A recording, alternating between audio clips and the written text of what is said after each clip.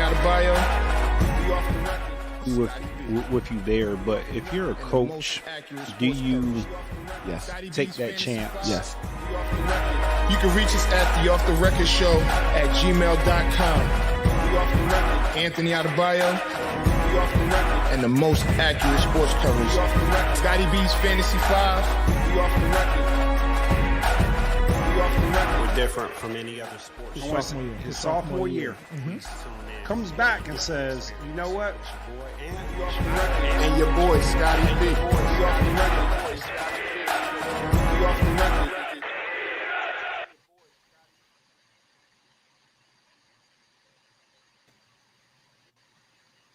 What's up, man? Not much, man. What's going on, man? How you doing? I'm doing all right, man. Go ahead. Go ahead. Nah, I gotta start by saying rest in peace, Kareem Bernard, Absolutely. my classmate, former teammate, passed away.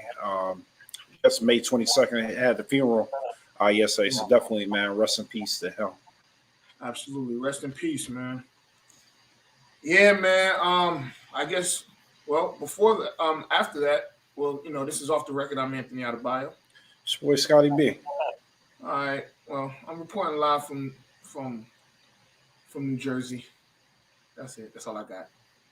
That's all you got? That's all I got. I'm reporting live from Jersey.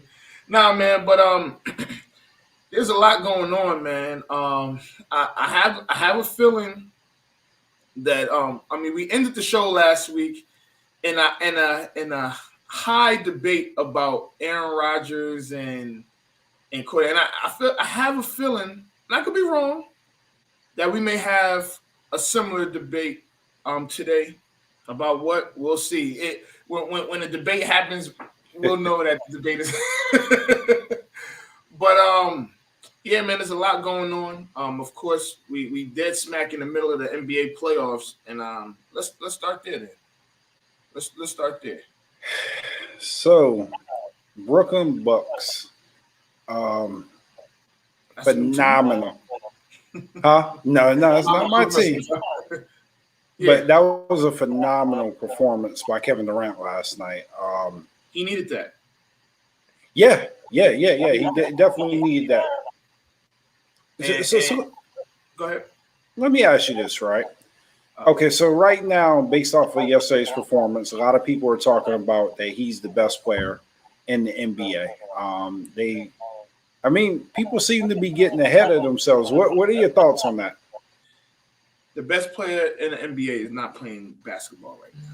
I think we need to get out of that being a prisoner of the moment thing. What he did last night is great. Kevin Durant is a top 3, maybe top 2 player in the league right now. But I was having a discussion yesterday. He's not better than LeBron James, man. he had a hell of a game yesterday, and he's had a hell of a career, and he's a hell of a player. But the best player in the league is not playing right now. So is he the best player in the playoffs right now? That's still up for debate because Embiid is still averaging like 35 in the second round. You still have what's his name? The Joker. Well, the Joker's gone too. So, but Donovan Mitchell has had 6 straight games of 30 points. Most people take Kevin Durant over Donovan Mitchell. And we'll get into Donovan Mitchell and the All-NBA team in a little bit. But it's still up for debate if he's the best guy in the best player in the playoffs right now. But that performance he put on last night is you can't deny that. No, it was a heck of a performance. I think that performance was important to Kevin Durant for his legacy, right? Because when I think of Kevin Durant, I think of him as a top 10 player of all time, right? But what I always think back to is he's had Russell Westbrook, he had James Harden, he had what's his name? Serge Ibaka. Yeah, he's had Steph. He's had Clay. He's had Draymond Green. And then you look at the super team with Harden and with Irvin. So he's had both of them. This is the first time that I can remember where it's like, hey, either you do it, and you're the one that has to get it done. Right. Yeah, and because that was going to be a point that I brought up is that he's never, and even yesterday Harden played, but Harden wasn't Harden. We could tell he was clearly, even though he played 40-something minutes, you can still tell he wasn't completely right. So Harden was pretty much a role player yesterday, right? Kevin Durant, they fell behind early, and he pretty much put the team on his back. There wasn't gonna be a coach saying, "Nah, sit down." I don't even think Nash would have even asked him to sit down. You know what I'm saying? I don't. And like you said, for his legacy, he needed this game. This is almost one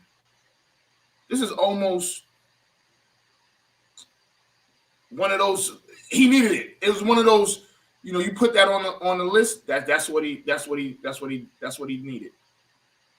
Yeah, I still think he's got to win the series, and he's definitely got to win the chip. The expectation and the is just there, right? Like he's just got to get it done.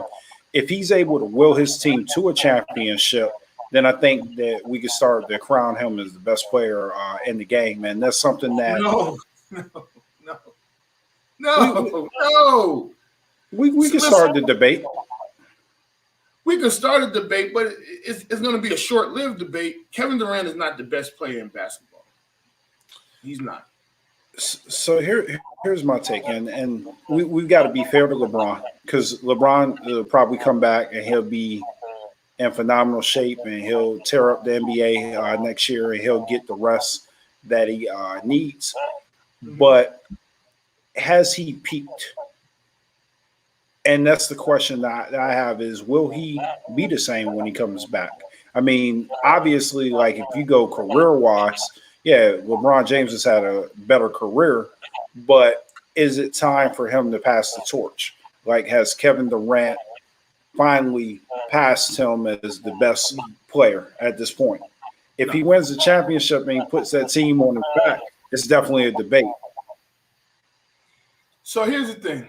And we're definitely going to get into the injuries, but yeah, Kyrie's hurt right now. Harden is hurt. Even yesterday, I mean, you still had Harden. You still had the threat of Harden, right? And just the threat of Harden is enough, right? Clearly, but Kevin Durant last night did something that he can easily do every night, right? I don't think there's too many people that think that Kevin Durant can't do this night in, night out. Maybe not a 40-point triple-double, but get other guys involved. Rebound. We already know he can rebound. And he played pretty good defense yesterday too. I mean, he was on another level yesterday. Now, most of the time, Kevin Durant's main thing is to score. Now, if you ask him about scoring, there ain't too many people that can score, put that ball in the basket better than Kevin Durant. And I'm talking about like ever, like in the history of basketball. I don't even think you can name 5 people that can score better than Kevin Durant, right? Oh no. So, but there's I said no. You don't get an argument from me there. So I don't think. I mean, when it comes to the other things, then it's like that's where the comparisons kind of stop, because yeah, he's one of the greatest scorers ever. But there are other great scorers that couldn't play no defense, that couldn't rebound, that couldn't pass the ball. And yesterday he did that. He did it all. 49 points, 17 and 10. You ain't nothing you can say about that. But to say the best in the league, no. Well, you bring up one interesting point that you have to think about, right? Mm-hmm. Could he do that every night if he wasn't playing with Harden, Irvin, or Steph Curry, or some of those people, do they take opportunities away from him? That if he was the main guy, I mean, he's always the main guy, right? He's always the number one option. But if he was the only option, would he be putting up 40 or 50 a game? I think you're right. He could do that. I think he did show the versatility in this game. I mean, he was, like you say, he was sound defensively. He got people involved. It's nobody. I mean, when you take into account his wingspan, I mean, he's got a 7'4" wingspan. I mean, you're not blocking his shot. He handles the ball extremely well. So, I mean, he's got everything in his repertoire. It's just people haven't necessarily seen him with his back against the wall. Like we've seen LeBron put teams on his back and carry them to the finals. That's what other than this year and a couple of outlier years, I mean, he consistently does that every year. And I think that's what's been missing from Kevin Durant's resume is, okay, everybody is out. It's on you. Can you will him? Jeff Green had a phenomenal night last night. I mean, Jeff Green, he better hope to God Brook Lopez guards him in the next game. I mean, he ate Brook Lopez up, man. Right. It was crazy, man, because Jeff Green is like, I think he's so underrated for what he brings to the table, because we all know he can play defense, but he can extend the floor. And I mean, yesterday he had one of them nights too. I mean, it was crazy. It was crazy that, I mean, he missed his first shot, in the late in the fourth quarter. Yeah, man, I'll say this. They're gonna need a lot from their rope, like Shamit or whatever his name is. He came through with some key plays. Your boy Blake Griffin played a hell of a game. I mean, but you're gonna need those. You're gonna need those guys because Kyrie's hurt right now. He who knows when he's gonna be back. I mean that ankle, that when it happened, that joint that looked bad, and Harden is on there with 1.5 leg.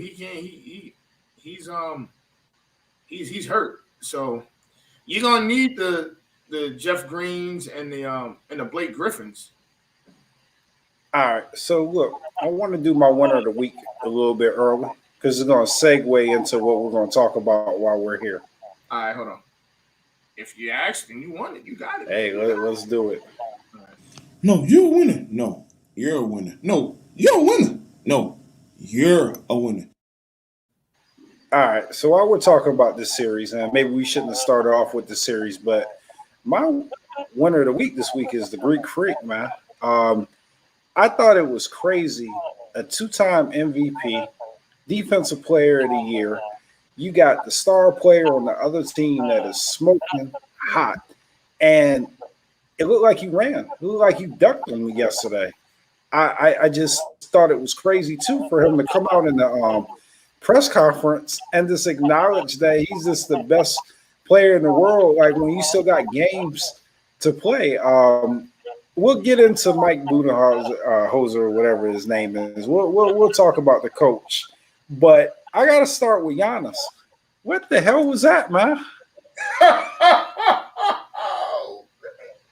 Yo, I'm glad you brought this up because I was going to bring it up. So in game one, after game one, when Giannis got dunked on, when Kyrie crossed him up, when KD crossed him up, it was like, and then he ended up saying, man, he's so good. He's giving him all this praise. And I'm like, yo, wait a minute. This got to be like the new age athlete, because I was like, all right. But then last night, when KD was cooking and they were coming back, KD's cooking, and he doesn't guard him at all. Like, not once. He does not guard KD once in the fourth quarter. And I said, wait a minute. What is happening? Because during the game, I was like, why is Giannis not on him? Why you got Middleton and PJ Tucker? I'm like, what? And then he comes on the press conference and says, the coach didn't tell me to guard him. I was like, you got to be kidding me. I was like, you got to be kidding me. It gets to a point where, and I know Giannis is still young, right? I get that, right? But he's watched enough basketball, and he's seen guys, and he's had guys on his team say, "Yo, I'm gonna get that." I'm sure PJ Tucker was like, "No, I got him." And he was cooking. He was cooking PJ Tucker by the way too. Yeah, absolutely. PJ Tucker, yeah. So he went 7 for 9 with PJ Tucker on. So my thing is this. My thing is, you're a 2-time MVP. If I'm not mistaken, he's a 2-time Defensive Player of the Year. But he was the reigning Defensive Player of the Year up until this year. You got to take that. You got to take that challenge. There's no ifs, ands, or buts about it. And we've all played pickup basketball. And you know when somebody's cooking that other guy. Like, yo, I got him. I got him.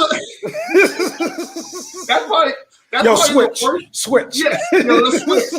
And that's probably the worst thing you want to hear as a defender. Like, yo, let's just switch, yo. Let's just switch. Yo, get him. He ain't moving. Yeah. But the thing is, you're the best player on that team. You're the superstar on that team. There's absolutely no reason for you not to guard Kevin Durant. And they're the same size. So I would get like if Kyrie was cooking, right? And maybe he was a little hesitant to guard like Kyrie or even James Harden. But they're both literally the same size. Like at what point do you say, you know what? We're not going to let this guy beat us with a one-legged Harden and Jeff Green.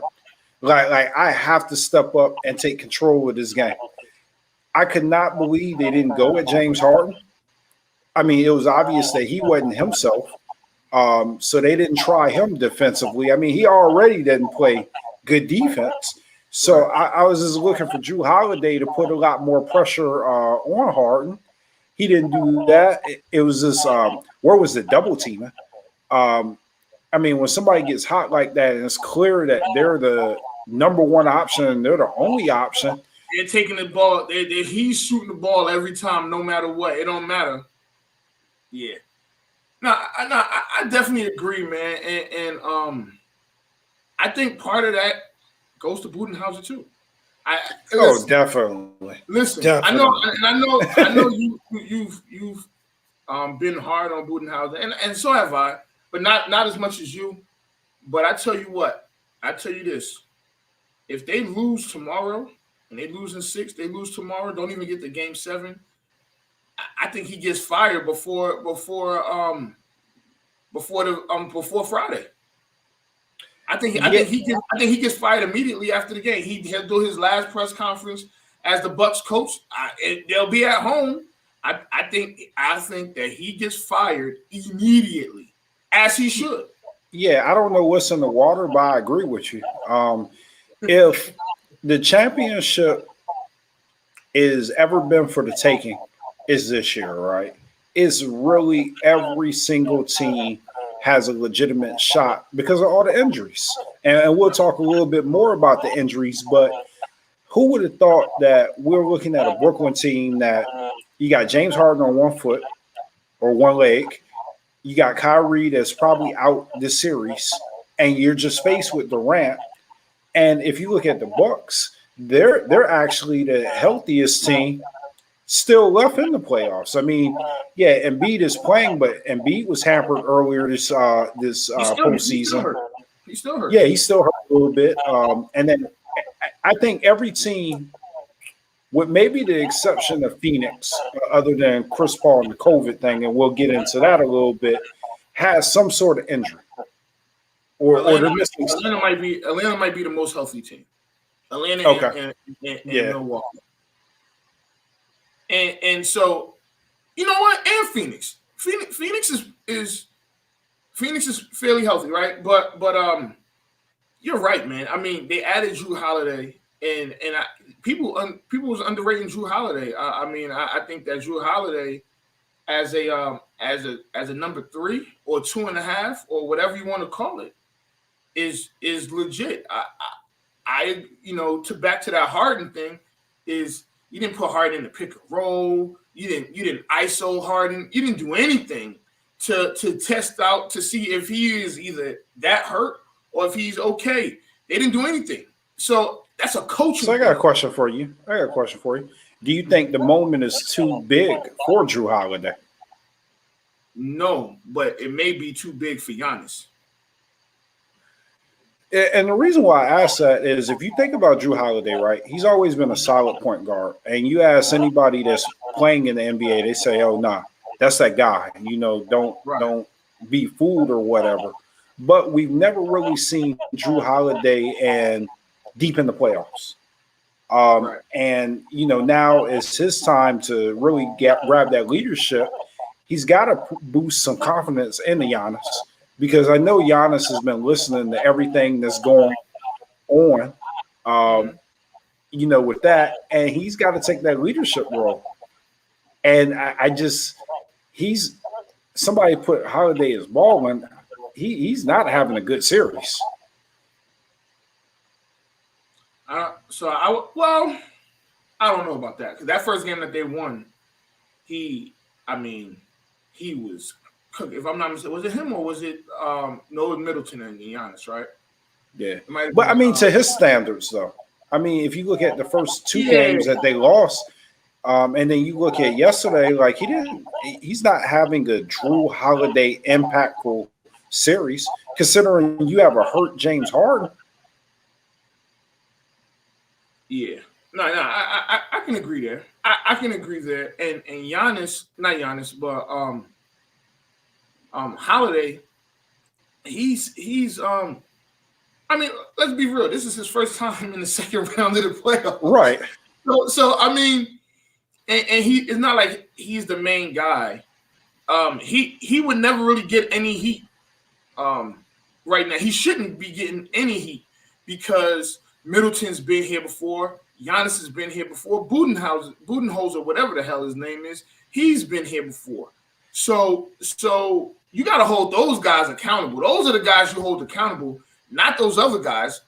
Giannis, Middleton, and the coach. And the coach not even putting Giannis on KD is a terrible coaching decision. Not taking advantage of a hurt Harden is a terrible coaching decision. It's to me, it's just like these simple errors like that you got these assistants on your bench that have experience. The coach has experience. It's like you said, is the moment too big? Because it's like he gets to this round, Giannis, Budenholzer, they get to this round, and it's like that's where they cap at. It's like I tell you that every year. And they got rid of Jason Kidd, and they were thinking that he was going to be the answer when they brought him in. But every year he gets right around here, and the other coach out-coaches him. We saw it in the bubble last year where he was almost out-coached in the first round against Orlando. I just, like you said, if they lose this series, because we know Kyrie's not coming back, Harden's going to play, but he's not going to be himself. If they figure out how to lose, he would be fired. They'll tell him, don't even get on the plane. He ain't got to get on the plane. They'll be at home. They'll be at home. So he wouldn't even have to get on the plane. I just think it's unfortunate because damn, that was bright. I think because he is a good coach, but it's like, why are you capping at the second round of the playoffs? You should just be getting into the groove, especially since you have the experience, and is he this coach that just can't get over the hump? Is he one of those guys like Larry Brown? At one point they were saying Larry Brown couldn't get over the hump. He wasn't a championship. He wasn't an NBA championship coach until he actually got over the hump. Yeah, it was one time, but shoot, you only need one time. You know what I'm saying? I think Larry Brown, if he's not, he should be in the Hall of Fame. But Budenholzer, he I don't know what it is, man. And it's like last year we said it felt like they were missing something when they lost to Miami. Like, 'cause Miami just ran them out the gym. It felt like they was missing something, like what they got, Drew Holiday. Like they felt and we talked about it. Drew Holiday could be that missing piece for Milwaukee. But again, they had a good regular season, and here we are again. Here we are again with the same old thing. I hate to say this, and I'll say it, but if he was black, he'd have been fired. He wouldn't have as many opportunities. They would have ran him out of town, and they would have brought in a different voice. I can't disagree. They don't get passes like that. Yeah. So now I think we a spot that we I think is imperative that we head to are these injuries. These injuries are outrageous, and it's all. I mean, let's be honest, man. They started the season too soon. I think these guys, especially the Heat and the Lakers, they didn't really have to. I mean, 2 months. 2.5 months to recoup after the type of year that everybody had to deal with and going into the bubble and coming out of the bubble and then dealing with this. I think that they started the season too early, man. Yeah, I mean, so we all were excited for basketball to get back, and the push was all financial based, right? So we all were like, okay, they'd be dumb to give up all that TV money, and they had to start. But when you look at the pure stats of it, I mean, you look at it's like I believe 8 All-Stars that missed a playoff game. You look at through the year, all the All-Stars missed 19% of their games.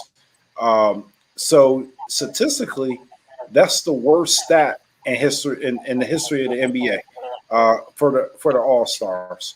So you get into the players are saying that they started too soon. And the data is supporting the fact that they did start too soon.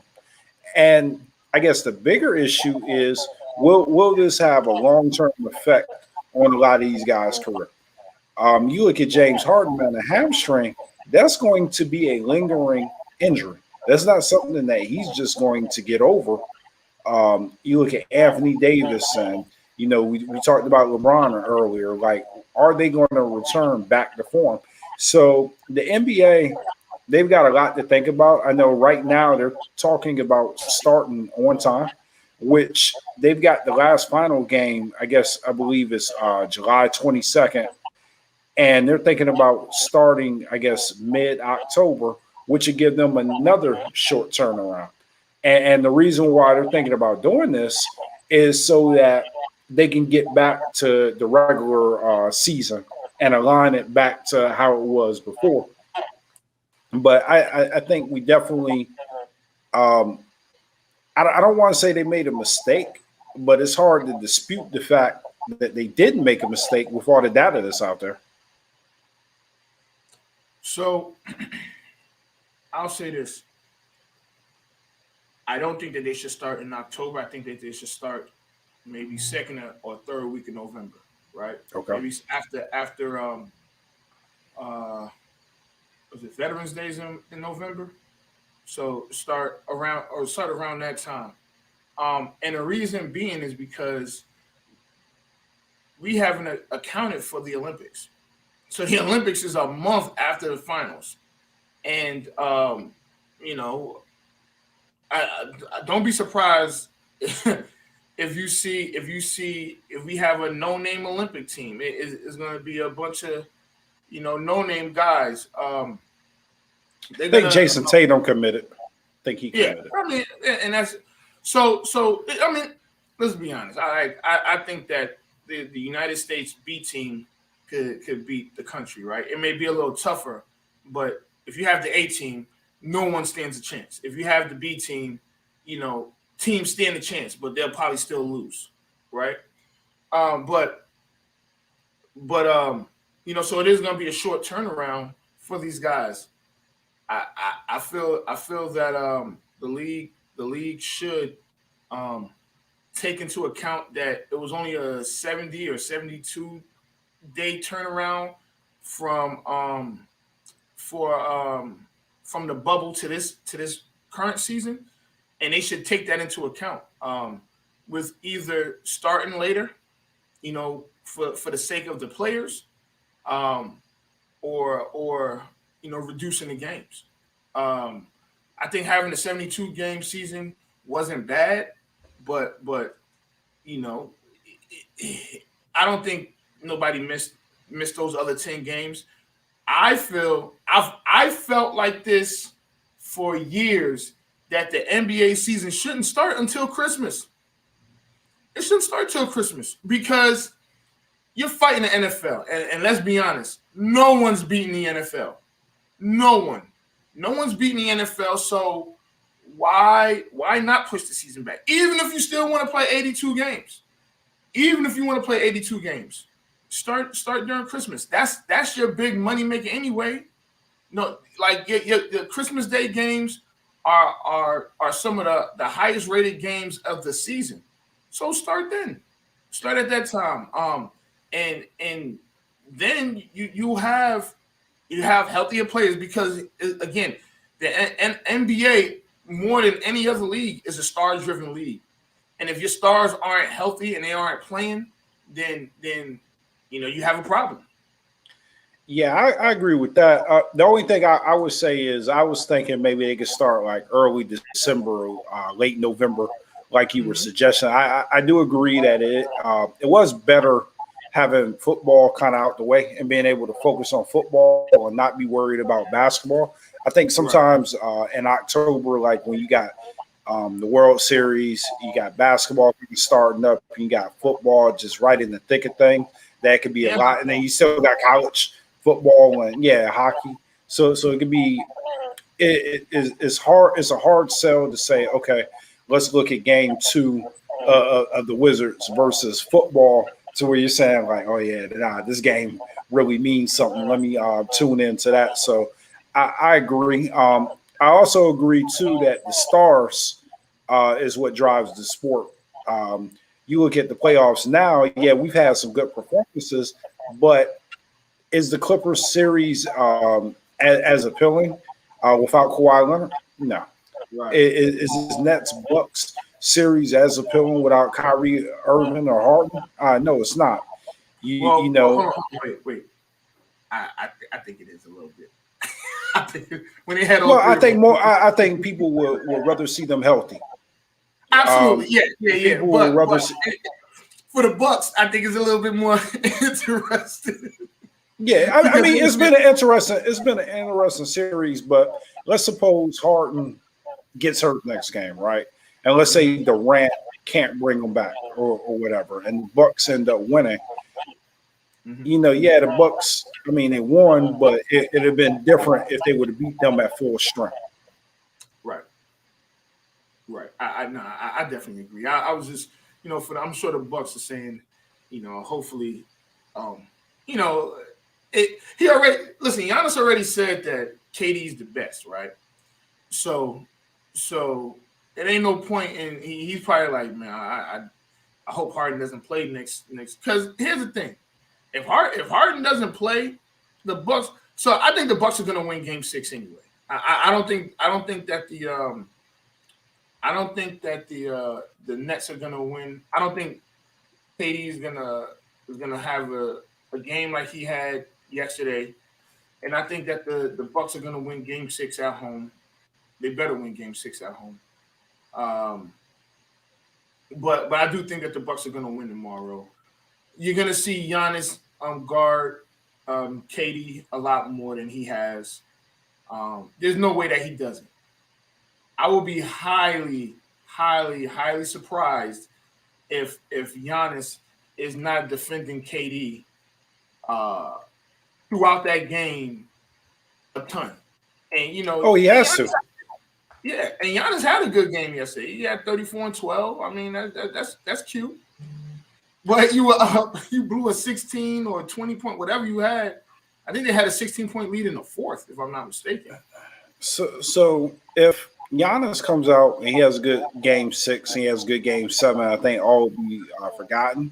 But I think on top of the fact that he ran from Durant, just some of his decision making in the last couple of minutes, just with him passing up shots, not wanting to drive so he don't get fouled, not really wanting to go to the free throw line, that sort of thing. He's got to erase that narrative. And the only way he does that is comes out, has a good game, wins game 6, and then accepts the challenge of guarding Durant. Yeah, man. But I don't know how we keep on getting back to Giannis, but as far as like the injuries, I mean, you got Jamal Murray, you got not Giannis, but Embiid, you got AD. Stop me when I if I forget somebody. You got Harden, Kyrie. Who else? Kawhi. Kawhi. You got Kawhi now. Got Michael Conley, but he wasn't an all-star. Yeah, but Jaylen Brown. It's just crazy, man. It's crazy that you got a ton of guys that are key to these teams playing and make a lot of money, and they're not playing. And it's the league's fault. It's the league's fault. I mean, to have that quick of a turnaround, because it is what it is, but it's the league's fault. So let me ask you this, right? So you got the Clippers, right? So you got the Clippers. They're going to miss Kawhi Leonard. He's out indefinitely. And you got our good buddy Paul George. Do you think that they stand a chance against the Jazz? You know why they stand a chance? Because Donovan Mitchell's not 100%. If Donovan Mitchell is 80%, then I mean the Jazz are going to win. If you have me picking who's going to lead their team to a victory more, if I have to pick on the scale of who's going to do it more, who I could count on more, I'm counting on Spider. Listen, Paul George has been in the league long enough for me to know if he can carry this team. I don't have any faith in Paul George carrying the Clippers to the conference finals. If my thing is this, that organization has had a prime Chris Paul, a prime Blake Griffin, a prime DeAndre Jordan, Eric Gordon, who else? Jamal Crawford. All these guys, and they couldn't get to this conference finals. Last year they had a 3-1 lead. And had a double-digit lead in both of those games and could not close it out. With Kawhi and Paul George, do they have a different mentality? Yes, and I get that. But I don't believe in them. I think that the Jazz is going to be Jazz and Phoenix. Unless Kawhi comes back. If Kawhi doesn't come back, then it's going to be Jazz versus Phoenix. I don't see Paul George getting it done. He's got to define a moment like Kevin Durant had yesterday. He's got the opportunity. He has to have it. He needs it for his career. I think people are looking at Paul George and is like, you know what? You're a great player, but we don't know if you're a superstar. And he needs that defining moment to where I think every superstar needs it to, I got the team. I think it's the same thing for Giannis. It's like, okay, you've got the accolades, but let's see what you can really do. And they've come to that moment to where everybody's watching. I don't see them beating the Jazz, but I can see Paul George having a decent next couple of games. This is game 5 tonight. Yep, game 5 tonight. Ooh. Donovan Mitchell is playing? Yeah, I believe so. Jazz win tonight. By 12 or more. So you're saying that we're going to see Jazz and the Suns? I think Jazz win tonight.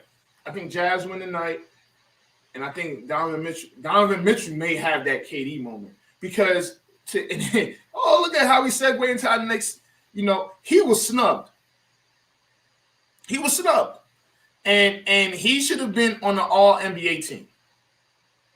Do you think that the injuries played a part of him not being on the All NBA team. He missed a lot of games toward the end of the season. Shouldn't matter. He was the best player on the best team. They're not going by just a couple games, because if that was the case, Embiid missed more games than him.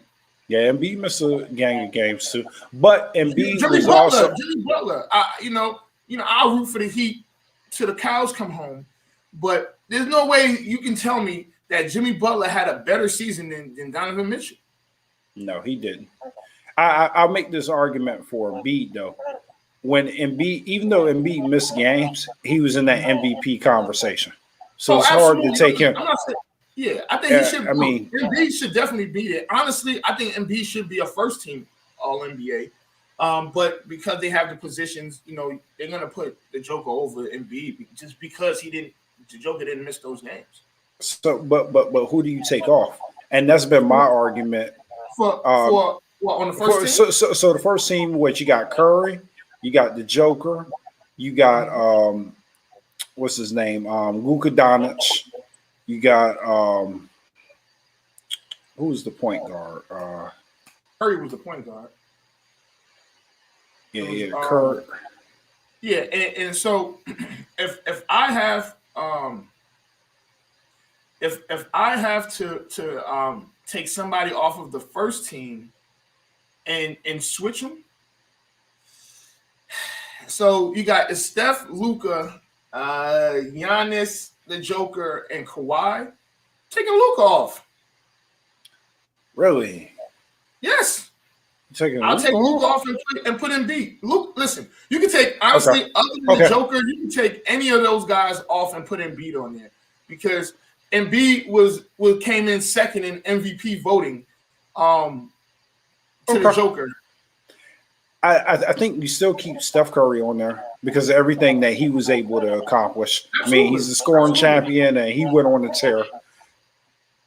And Giannis had a hell of a year too. I mean, it was Giannis could have easily been MVP. Had he not won back-to-back MVPs, he could have easily been a top 1 or 2 player for MVP.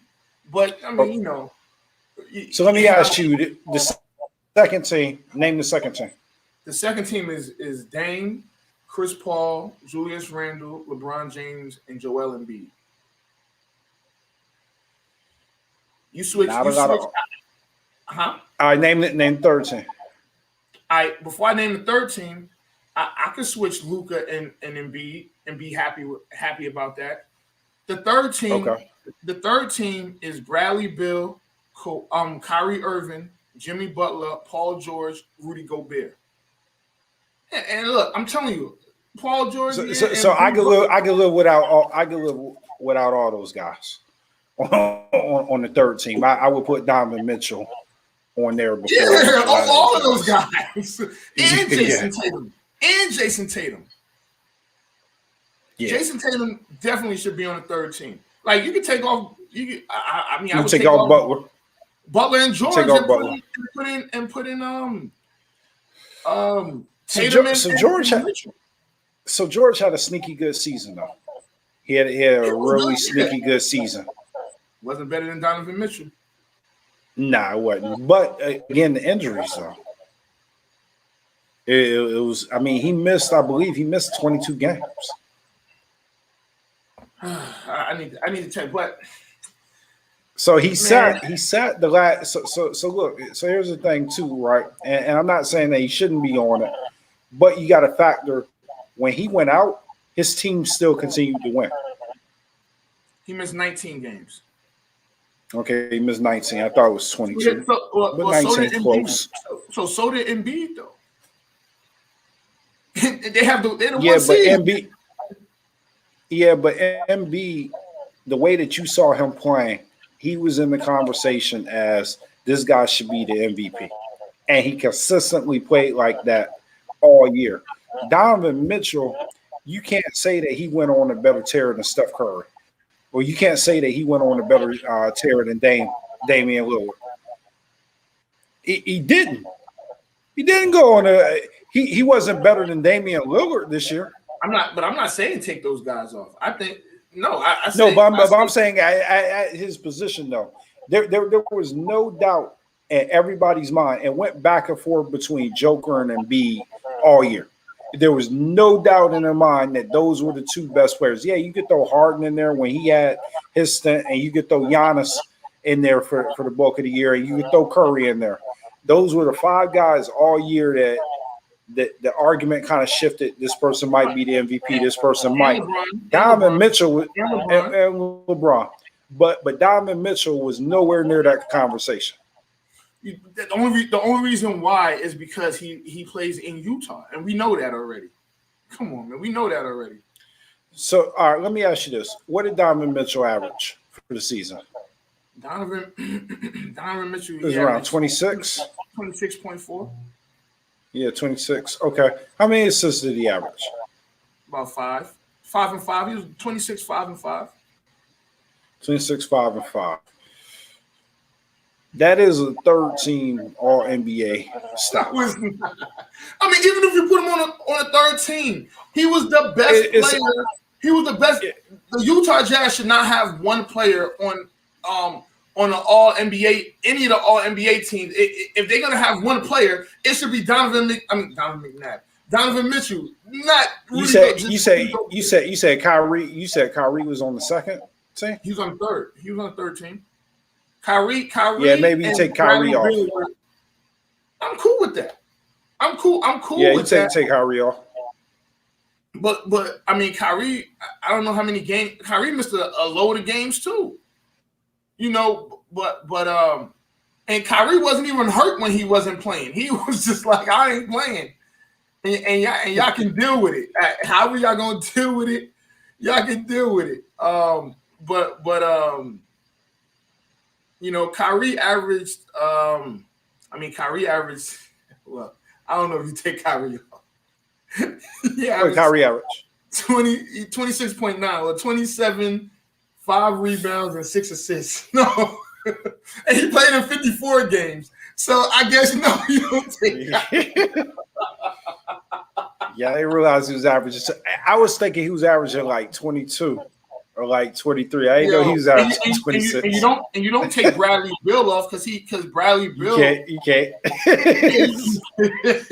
You can't. Look at Paul George's numbers, man. I mean, I think the main person that does come off. So Paul George is gonna surprise you too. He's gonna surprise you when you look. Paul George is 23, 6 and 5. I mean. So again, okay. Paul George and Jimmy Butler are the guys. What was Jimmy Butler? What is he averaging? Like 16? No way. He better not have been averaging 16. No, he averaged Jimmy Butler averaged 21.5, 7 rebounds, 7 assists. Yeah, I knew it was around there. Yeah, that's a guy. He played 52 games. Yeah, that's a guy to go. You know what? I think that I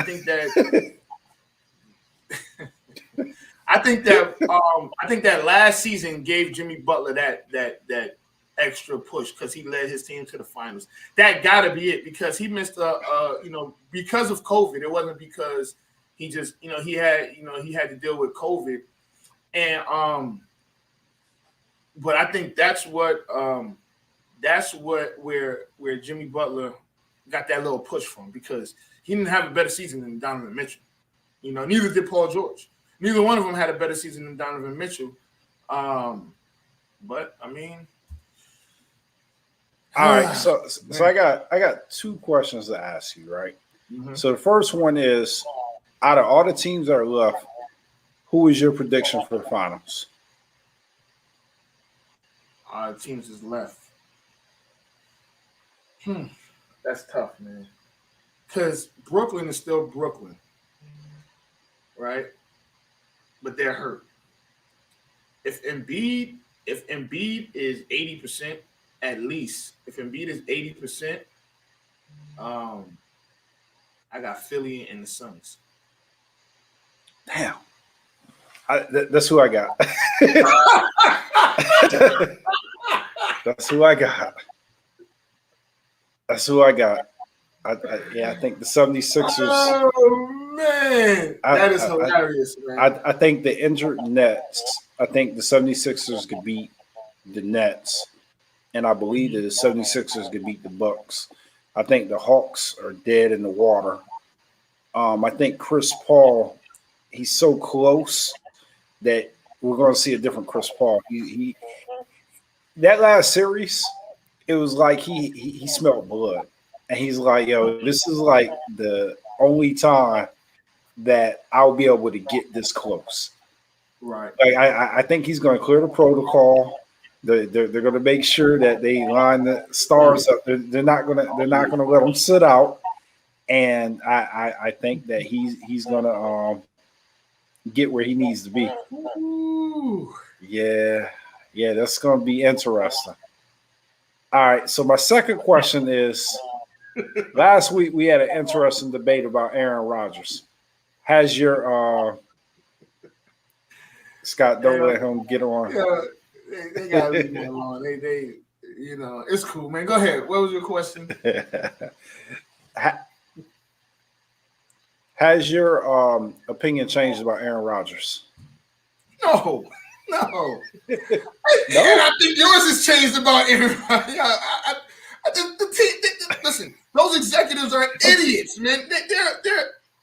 There are idiots up there in Green Bay. I don't know what they're thinking. And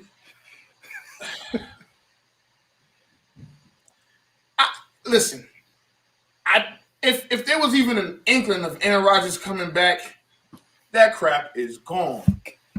It is gone. He's not going to be playing there. And they better get Jordan Love ready. And get Jordan Love ready and trade that man. Get him out of your hair.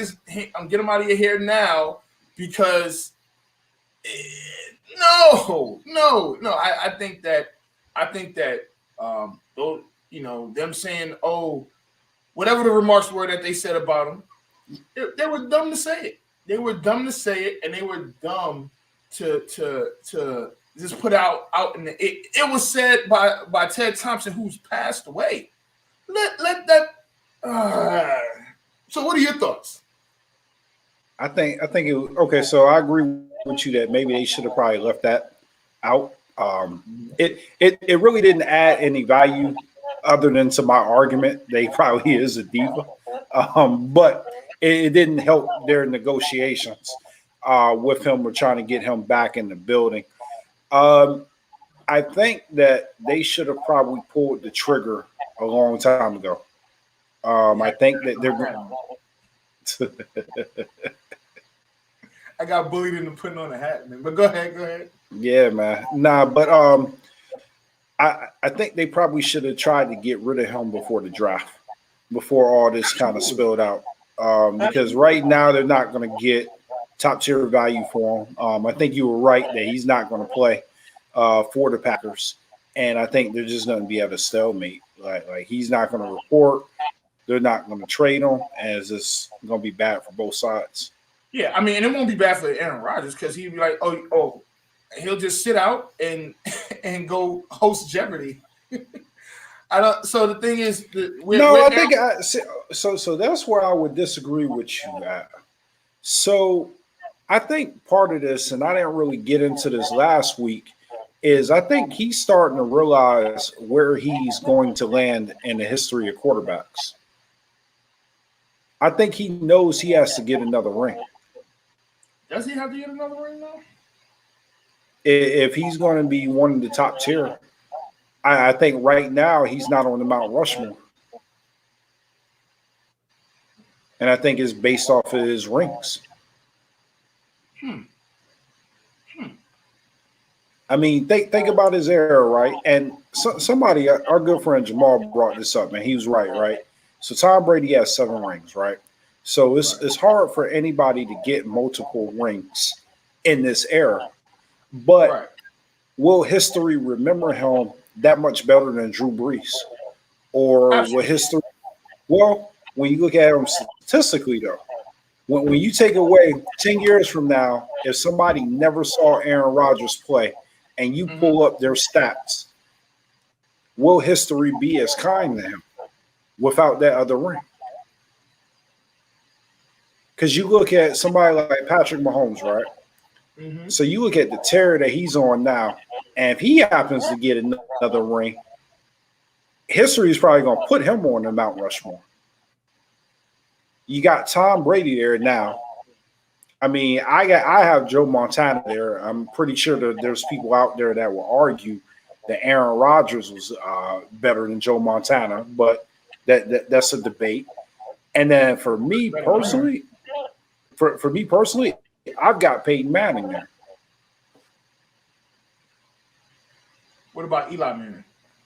No, I don't have Eli Manning.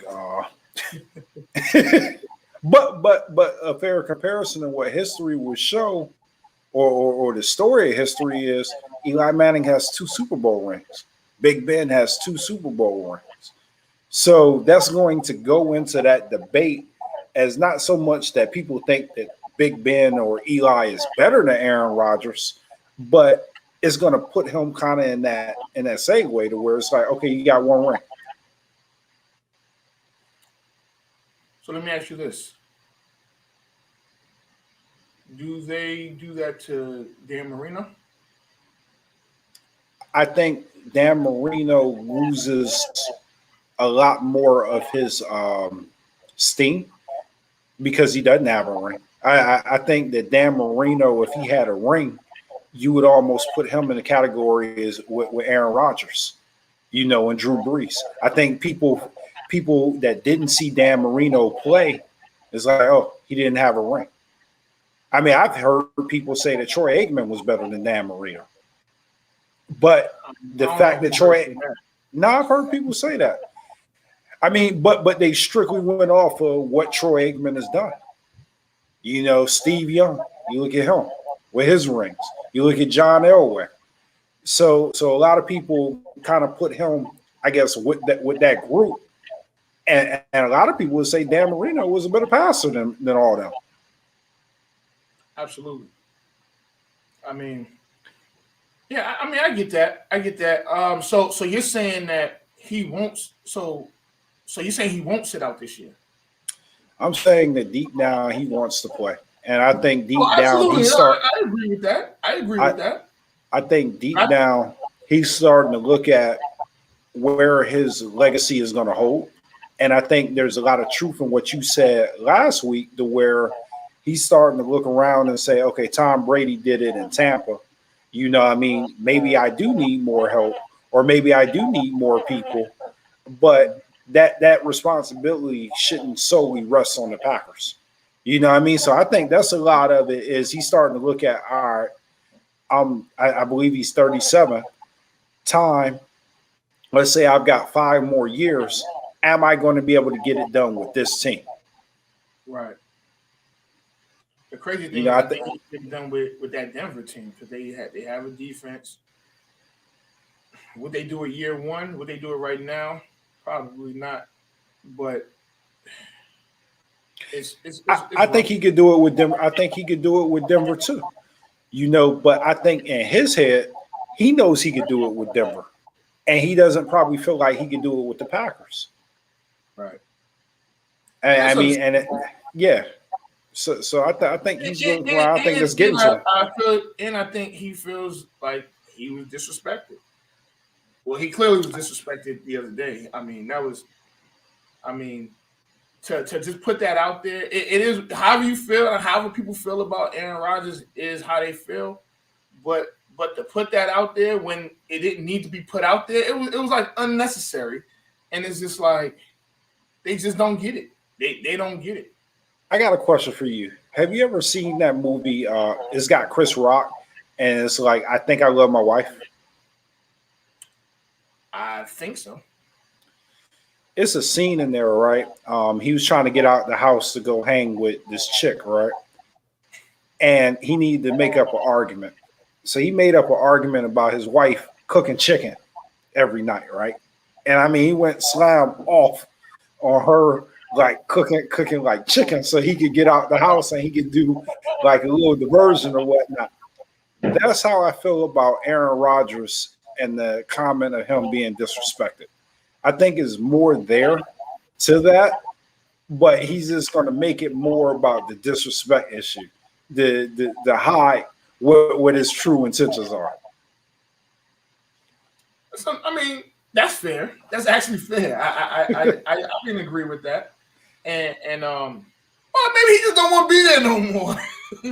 Yeah, that too. But you know, it could be that simple. It could be that simple. It's like, yo, I'm tired of playing in this cold weather. But instead of just saying that, instead of just saying that, I'm just going to say that you disrespect me and all this shenanigans stuff, and I'm just going to ride that wave instead of really telling and being honest what is like the real root cause of your issue. Well, we gonna see, man. We gonna see, and it's gonna be interesting. But I stand by. I don't see him playing another down in Green Bay. I don't think that. Yeah, I mean, we just gonna see. We didn't talk a lot of football today, but we in the middle of the playoffs, so it doesn't matter. We got who you got tonight, Philly or Atlanta? Philly. I have Philly as well. I can't believe that they blew that game last week, but it's okay. And who's up? Utah and Clippers. Who you got? I got the Clippers. I think they're going to make it interesting. So you think the Clippers take a 3-2 lead? Mm-hmm. They're in LA tonight, right? Or no, it's 5, game 5. So no, they're in Utah. They're in Utah. All right, well. Yeah, I'm going to roll with the Clippers. All right, I'm going with the Jazz. I think the Jazz. Actually, I think that series might actually go 7. Yeah, I think it's going to go 7 too. But I think Donovan Mitchell is going to put the team on his back again, but he'll probably have 45 today. He'll probably have like 40 plus, and Paul George. I do see Paul George having a cool 30 plus. You know, he ain't gonna have no choice. He has to. So so we'll see, man. But I think it's time for us to get up out of here. I want to go watch the games and hang out. Absolutely. So yeah, man, this is Off the Record. I'm Anthony Adebayo. It's your boy Scotty B. And we didn't get out that argument today. We'll wait till next week. It's kind of hard. Yeah, it was hard this week. I was trying to find something to argue with you on, but it ain't really too much to. My bad, man. My bad. But all right, we out of here. We out. All right. Anthony Adebayo. With you there, but if you're a coach, do you take that chance? Yes. You can reach us at the Off the Record Show at gmail.com. Anthony Adebayo and the most accurate sports coverage. Scotty B's Fantasy 5. We're different from any other sports. His sophomore year. Comes back and says, you know what? And your boy, Scotty B.